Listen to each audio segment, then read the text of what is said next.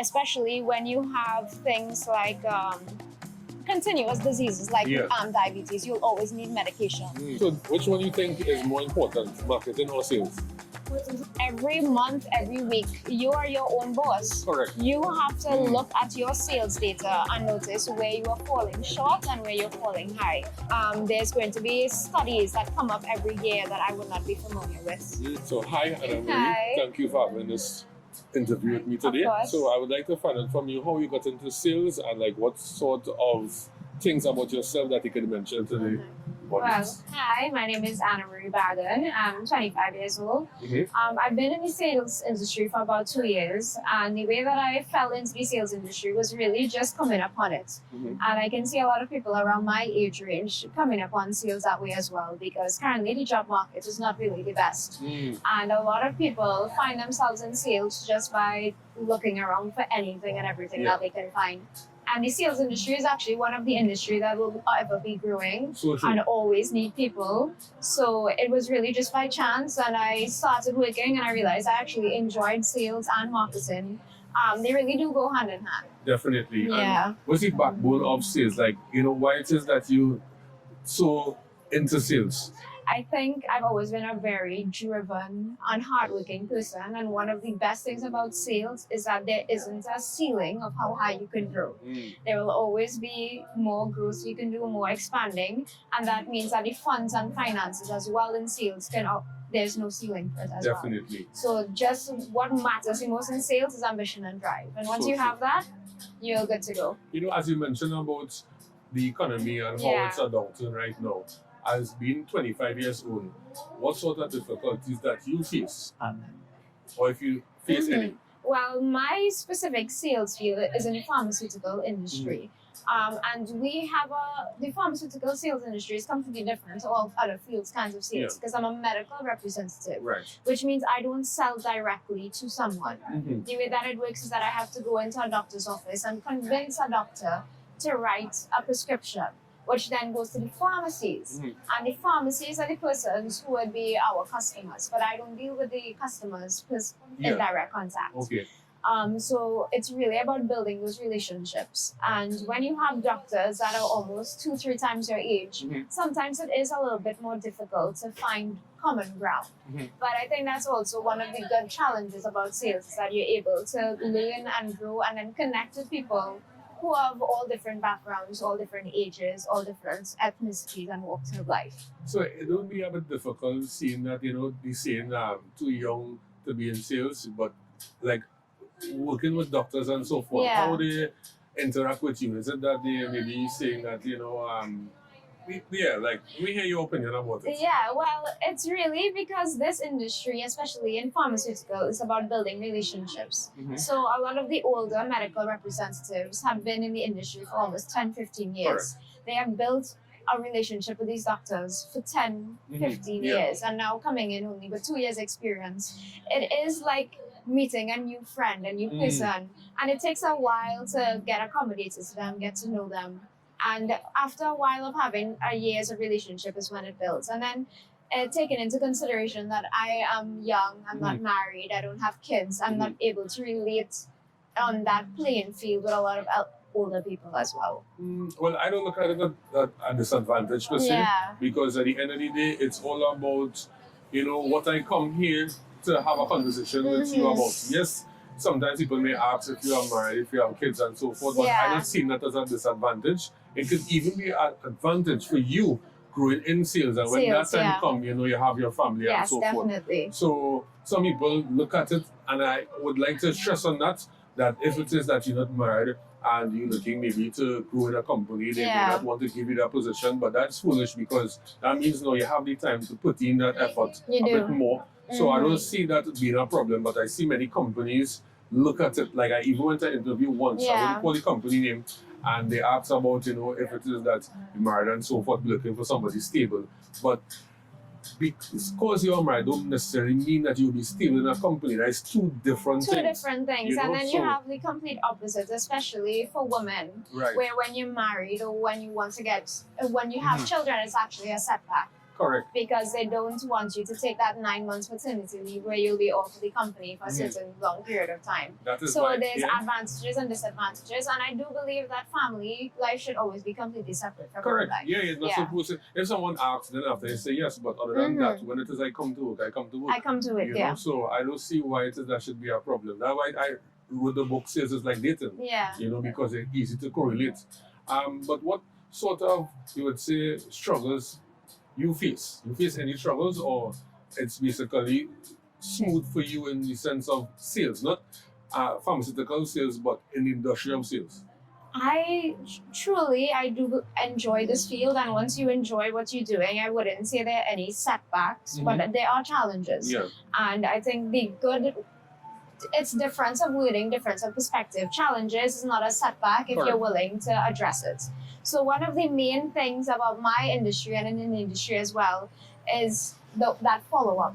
So what we do is that we do continuous medical education meetings to inform doctors about our products, what's the benefits of using this certain scientific or pharmaceutical product over another kind, especially when you have things like continuous diseases like diabetes. You'll always need medication. True. However, the pharmaceutical industry is always ever changing. We're always coming out with new research, new studies. So it's important to address those things with the doctors. Keep learning yourself. In sales, it's an ever-changing industry. You can't stay stagnant. There's always going to be a new competitor that's going to come out. You need to learn about your competitor to change what you are going to learn about your company. So no setbacks, just challenges that need to be faced head on, definitely. Love that. And when you see yourself in like 5 years from now, would it be in sales? Do you see yourself being like in sales forever, or is it that something just temporary? I do believe that I would stay in the industry of sales, but I do need to grow. So I would like to see myself in a marketing position. And marketing and sales go hand in hand. Correct. Because you always need to ensure, as we were saying, you always need to ensure what makes your product unique. And that's where marketing comes in. You have to ensure that your name is the top name that comes into people's heads. And that could only happen by one, building relationships, and two, with marketing. So sales is something that I said it is ever growing. There's never a ceiling for it. And I do believe that's marketing as well. So which one do you think is more important, marketing or sales?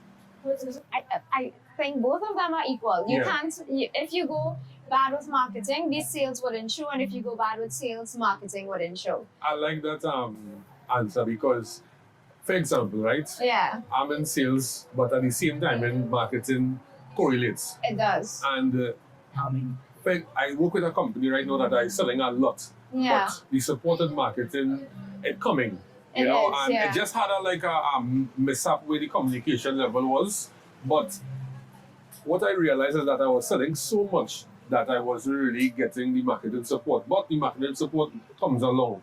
So at the end of the day, it really has to correlate. Some people might say marketing is more important than sales because you need to market the product and then the sales will actually come. But you could sell and don't necessarily market as well. But eventually you reach that point that the customers will realize that they're not getting that marketing support. Exactly. And that is where the unequilibrium, imbalance will happen, and that is where you will have to provide our marketing. I want to give an example of over-the-counter drugs. Okay. What is the first drug that you think of when you have cold and flu?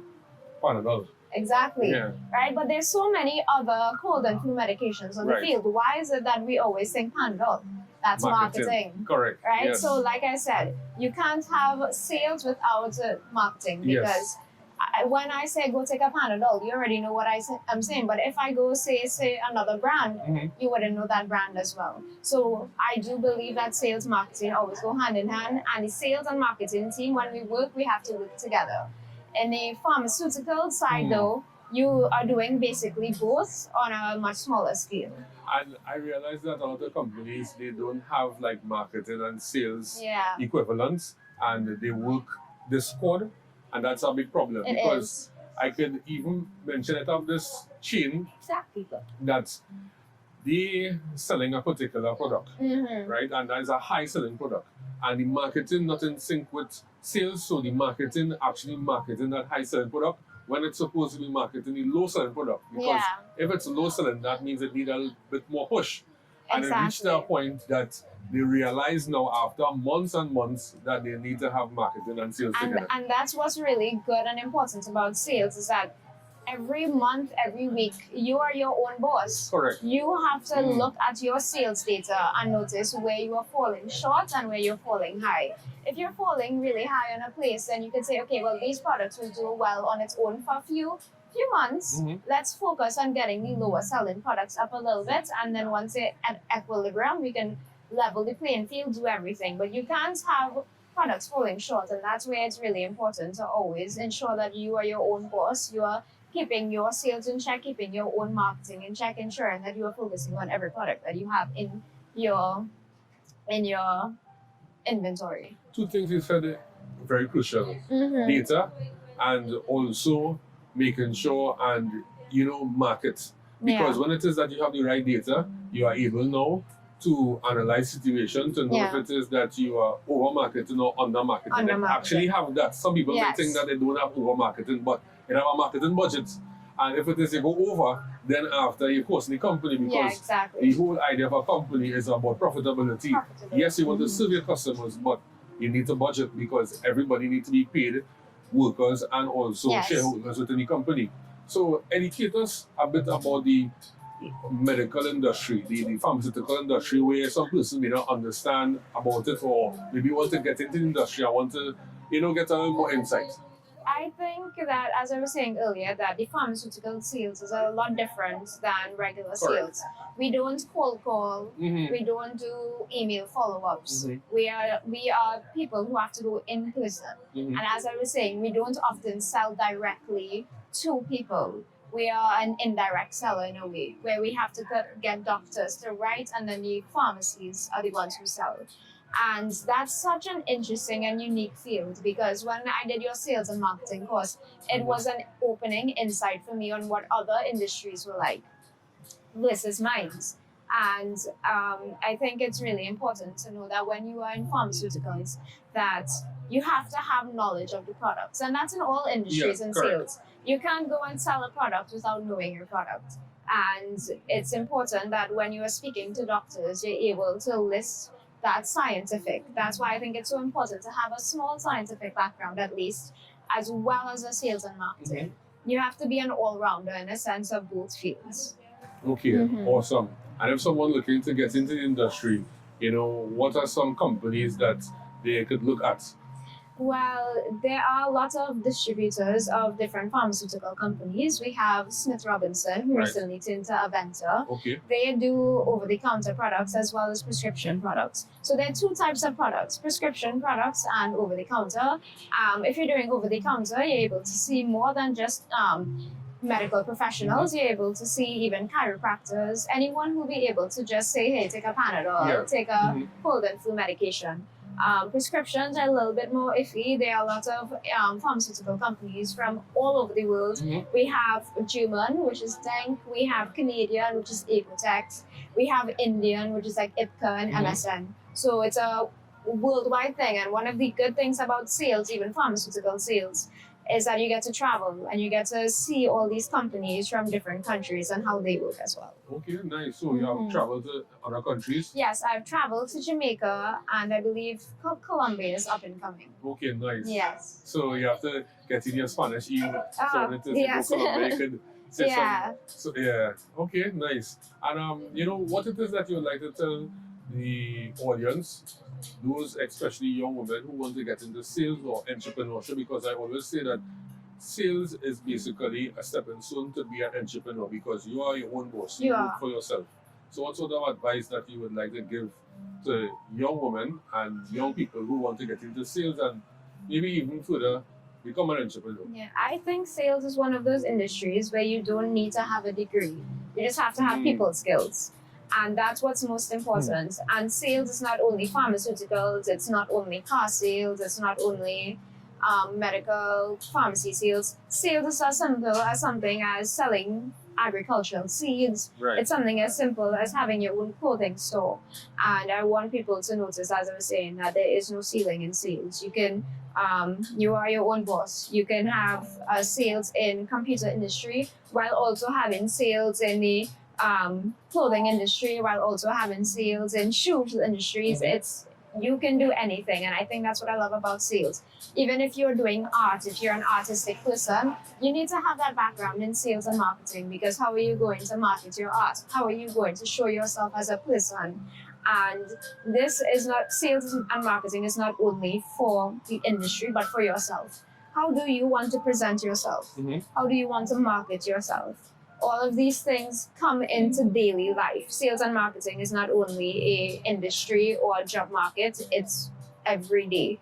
And that's what's important to know about these kind of things. And I love that you mentioned about sales is every day. It's your daily life. It is. And the next thing you mentioned also that you don't necessarily need a degree. No. Some people think that they need a degree in order to be in sales. Like, I have a degree, but it didn't really help me because it's really more on reading, on actually going out there and talking to customers, getting those rejections, understanding why that the customer said no, and then working on it to improve, because the idea is when I'm going to follow up again is not just to come back with the same thing, but come back with something valuable so that the customer will say, okay, I said no yesterday, but I could say yesterday. And that's what I love about sales as well, is that the customer is teaching you as well. Yes. They teach you, okay, they reject you one time and they tell you the reason. So now you can work on that reason that they gave you, come back with a different perspective in a way that they would understand it. So therefore, you can learn something and they learn something as well.